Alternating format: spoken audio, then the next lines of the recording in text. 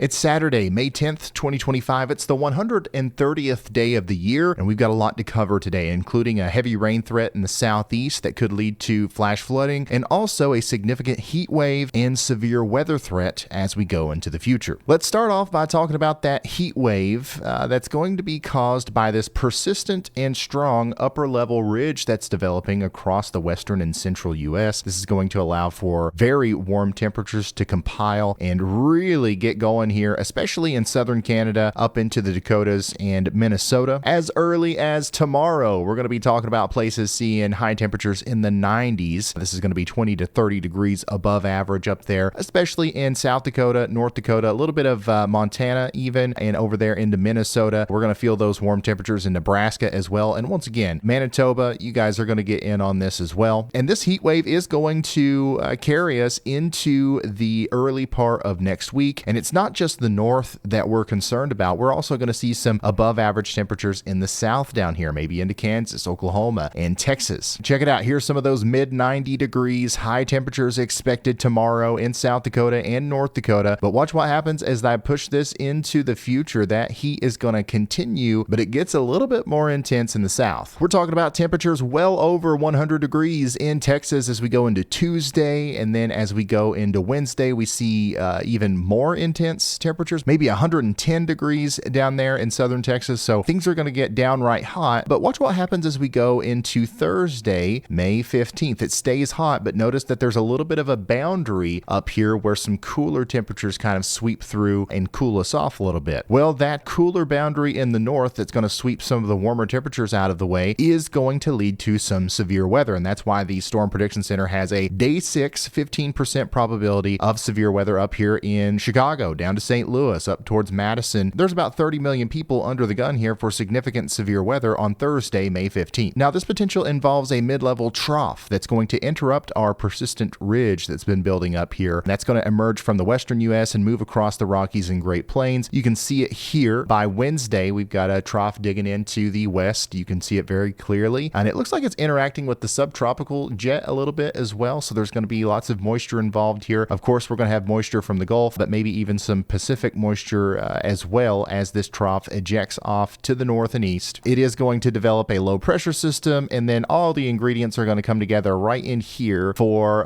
once again, potentially some significant severe weather on Thursday, May 15th. Now, here's what that looks like on the latest GFS model. You can see that low pressure system there in Nebraska on the 14th around 11 p.m. Notice how quickly that skirts up into Canada, and this boundary right here is where we expect convection to happen, potentially all the way down past St. Louis. These storms here could be strong. Now, it's too early to talk about mode. We don't know if we're going to have a significant supercell situation, or maybe it's going to be a strong line of storms that causes mostly damaging winds. All we know is that the ingredients are going to be there for severe weather, and we need to start paying attention to it and giving you a heads up. So don't be scared, be prepared. Just know severe weather is on the way, and we're going to be talking about this a lot as we go forward, especially tomorrow. We're going to have more details for you, but for now, let's focus our attention back towards stuff that's happening more close to today. Speaking of today, we're going to have strong storms potentially in the southeast and heavy rain down there associated with a different low pressure center that's been hanging around down near the Gulf for a while. That's going to dump persistent heavy rain over the southeast, especially in Florida, Alabama, Georgia, up into the Carolinas. Notice how we're going to have widespread scattered showers and thunderstorms all the way through the 13th and the 14th in the southeast. And this has led to the Weather Prediction Center issuing a slight risk of excessive rainfall for today in the panhandle of Florida around Panama City up towards Dothan, Alabama. And then check out the day 2 here, a much larger slight risk of excessive rainfall. Anywhere in the yellow, we can expect rain falling at a rate that could cause flash flooding. That includes Atlanta, Tallahassee, Jacksonville, and Savannah, Georgia. And then on the day 3 here, we've got heavy rain and excessive rain potentially all the way up there into the mountains of Virginia and then back into the Florida panhandle once again. And this is all because of the amount of rain that's going to be falling. And over the next 3 days, it could be a lot, especially in Georgia and South Carolina. There's some places here that are looking to get more than 4 inches of rain, maybe around Savannah, Brunswick in Georgia, especially between Macon and Albany. We could expect anywhere from 2 to 4 inches of rain in a short period of time, and that could lead to flash flooding. So keep an eye on those creeks and streams. And if you live in a flood prone area, have a plan to get to higher ground if a flash flood warning is issued. Now, this all starts today with a slight risk of severe thunderstorms as well. So So it's not just the heavy rain that we're talking about. We're also talking about hail and wind and all that good stuff down here in the southeast. Today, around Panama City, we could have a couple of strong storms. And what's interesting here is that the tornado threat is actually a little bit elevated. We've got a 5% probability of seeing some isolated tornadoes today around Tallahassee over towards Panama City. Apalachicola is included in this as well. And the tornado threat's actually our main threat today. We are going to see some damaging winds,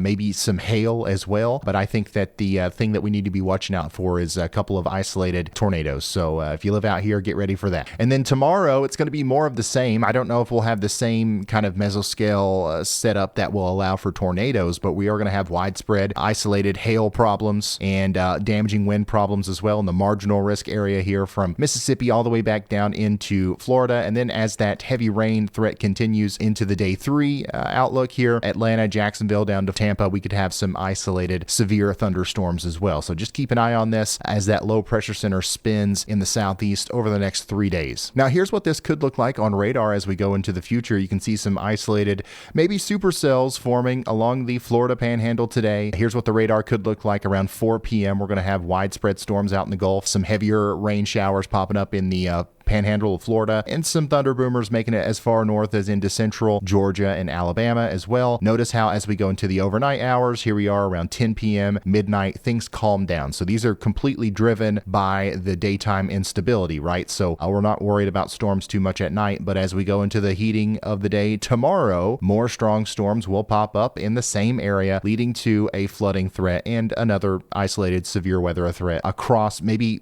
Tennessee down into Mississippi, Alabama, Georgia, Florida, South Carolina, and places like that. So looking even farther into the future, after we get our next big system out of the way, this is our day 6 severe weather maker over here near Chicago. What happens after that? Well, we're going to have a pretty interesting and active period of weather. I think that we're going to have another subtropical jet influenced trough swing across the United States here. This one actually might take a little while longer, and that could lead to a pretty active multi-day severe weather setup in the plains that will then be followed up by another sweeping system that causes a cold front that brings severe weather farther east as well. And then, yeah, things stay active seemingly through the end of May, as there's lots of little smaller systems like this that interact with the heat and the moisture that will be building up because it's May. You know what I mean? As expected, we're going to have a little bit of a break up into the middle of May. We talked about this in the last video. And then, right around the middle of May, we're going to kick things up through the end of May, and we're going to have some more severe weather to talk about here. And since we're going to have so many chances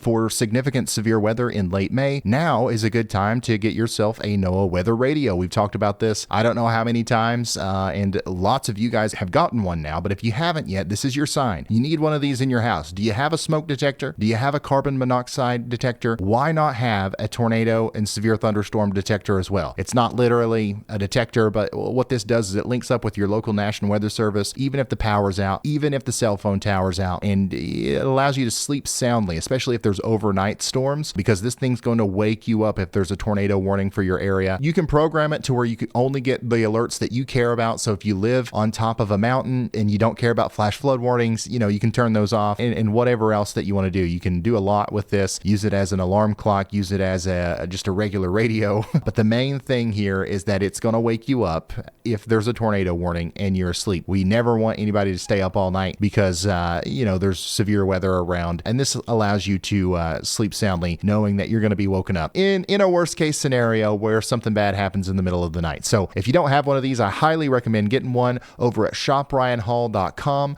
We've got them in stock. I don't know how long we're going to have them. They're hard to get a hold of right now. So go over there and check them out at shopryanhall.com. There's a link at the top of the description. And that's pretty much all the weather talk I have for you today. Very low chance that we'll be doing any live streams anytime soon. I think our next real opportunity there is going to be May 15th for that day 6 outlook. But we will have daily video updates coming up as we go forward. We might not do anything tomorrow. We might pick back up on Monday. But yeah, get ready for plenty of updates on our upcoming severe weather situation, okay? Thank you for watching. Subscribe to the channel. Like the video. I'll see you in the next one. Goodbye.